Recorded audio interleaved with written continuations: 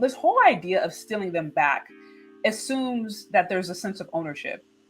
So would you say that Black women have a sense of ownership over Black men? Do we think that? Yes. Black women do think we own Black men. That's why I get asked, do Black women compete? And I've always said Black women don't compete for their mate because they feel like that you're not going anywhere. I don't have to show up as my best self because you're mine. And so, yeah, there is a sense of ownership. Do I particularly believe that I own Black men? Absolutely not. I don't own anyone. So then you would say, okay, so you would say there is a sense of ownership. In general, you think that Black women as a collective do think that they own Black men, but you personally don't think that you own Black men. No. So I don't own, I'm not no slave trader, so I don't own you. But what I do believe is that no one can love you more than a Black woman to a Black man. No man can love me more than a Black man. So no one understands me more than a Black man. I understand you.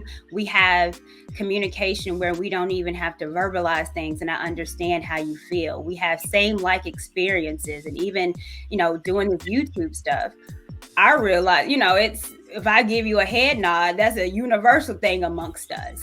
If, there's I'm straight, I can say I'm straight to you multiple different ways, but you understand it. It's something innately in us. It's in our DNA. So I don't own you, but can't nobody love me or do me like you can do me. So that's the PG. That's PG. That's PG. Okay. PG. Good already. That's PG. That's right. So, I always think, okay, if my Nana saw this, would I be okay? So that's what I try to keep it Nana approved. So I kind of want to stay on this idea that you think that Black women as a collective, not everybody, but a large portion of Black women think that they own Black men. What makes you come to that conclusion? What ideas, behaviors makes you think that Black women believe they own Black men? Mm-hmm. Well, it's how you treat them. Okay. So if I feel like I own you, I don't have to work for you, you're not going anywhere, then I'm going to give you the bare minimum because you're not going anywhere. So why would I even have to step my game up? And I think that's where we are right now with the Black women is we don't think that you will. And I think the uprise of the passport bros is saying, no, I have other options and I will look for other options if I'm not getting the bare necessities that I need here at home or with you. So, yeah, you can tell how we act. I always know where, I treat something that I invest in or that I care about, I'm going to treat that obviously a lot better than something that's just given to me or something that I don't have to work for. Yeah. And if we're giving you the bare minimum, it equates that I don't have to work for you. You're always going to be there. And we're seeing that that's not true. Okay. So it's like, the very fact that it's almost laziness to a certain extent. The lazy attitude or some of the ideas that are promoted, like, look, I'm gonna just come as I am, take me as I am. Like, this is the kind of stuff I hear in church. I'm like, okay, Jesus will take you as you are. But that's not these men do, because let's just be honest, as women, we're not trying to just take these men as they are. Unless some women, unless he looks good enough. But I'm saying in general, it's like you want a man that has certain things taken care of. Yeah. And it should be vice versa. But you're saying the very fact that idea of, what do you bring to the table? Yeah. And that's not... Mm-hmm. And look, that's not even, I ain't never saw in the Bible where it says, I'm going to take you as you are. That's the church folks say that. But no, God said, repent, turn of your evil ways. No, I don't want change. Die to yourself daily. So this is, even in the Bible, it's, it's not, I'm not going to take you as you are. No, in my presence, or if you want me and my salvation, you're going to have to change. Right. Don't go say anything. If you want something that's valuable or that you need, then you're willing and wanting to do the work to change for it. So, and I just think that we need to change that as Black women, and as a collective, it needs to be shown.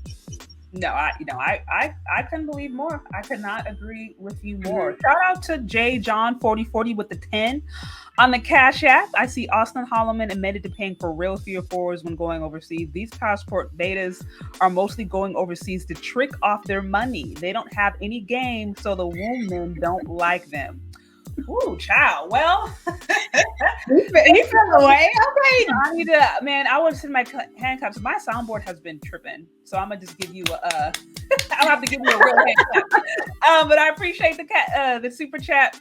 Shout out to you, MS Delta guy. Good to see you. It says peace, sisters. So y'all, for those of you who are hopping on, hit that like button. We are talking about S.T.A.B. Is it SYSBM? Basically. Mm-hmm. How Black women and why Black women should steal these men back who have gone abroad, who are dating out, who have essentially given up on the community. So I am again joined by lovely Miss Courtney Michelle, and she's telling me what this is all about, why this is important, what this looks like. We're just having a conversation. So be sure to hit that like button, y'all. So you talked about how there is a sense of ownership that Black women have, which is perceived, or which is essentially demonstrated by somewhat of a lazy attitude that we have, that like we can do whatever we want, treatment however they want, and they're not going to go.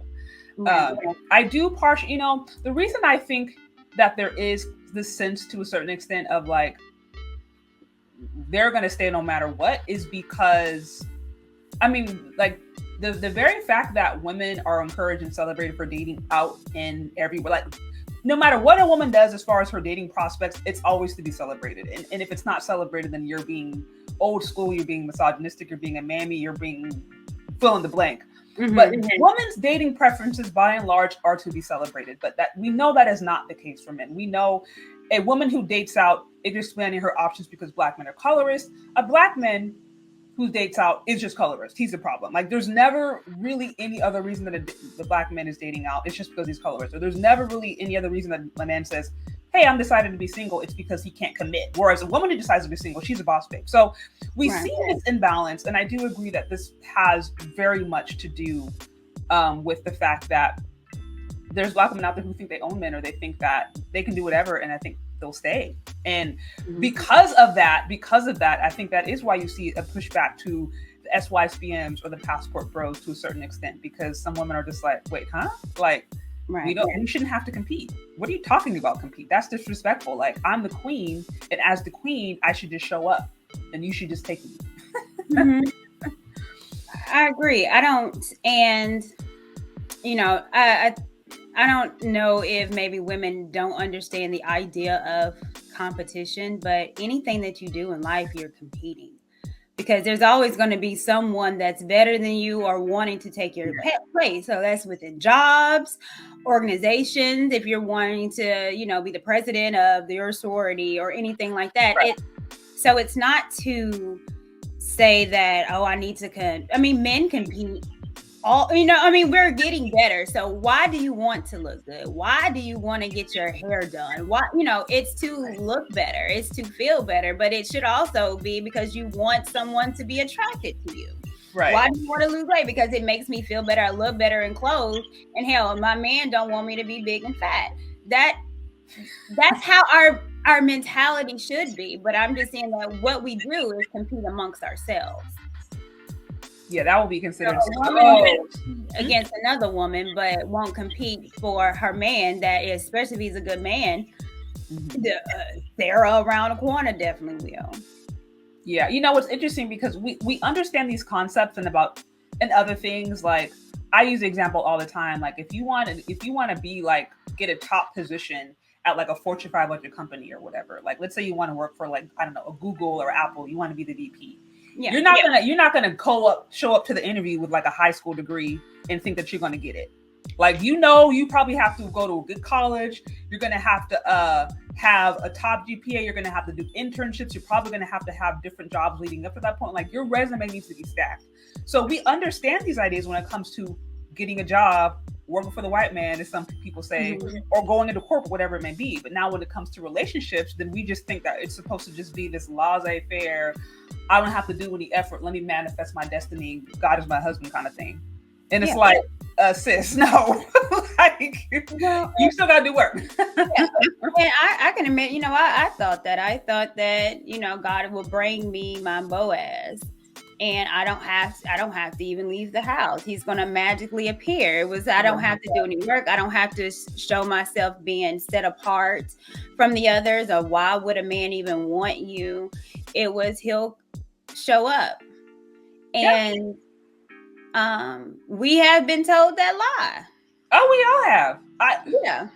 I can't tell you the amount of single, saved, and satisfied ministries I went to as a girl, as a young man, where it was like literally ran by like predominantly older single women, older single Black women, hate to say it, who were on this whole kick of Jesus literally is my husband. I don't need a man because I have God. And, God will maybe magically one day send the dude on my doorstep. But literally no conversation about, okay, how to actually prepare yourself for your Boaz, because Ruth just wasn't sitting there.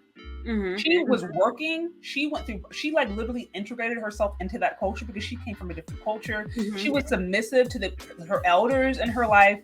She had a reputation of being a good woman. So she didn't just like pop out of nowhere. You know what I mean? There was a whole process she went through, and then she presented herself to Boaz. She did it. So that's why it's like, even though some of those cliche concepts some of us have heard in church, if you actually like just dig a little bit deeper, it's like, no, this actually isn't true. Yeah. Like, I totally agree.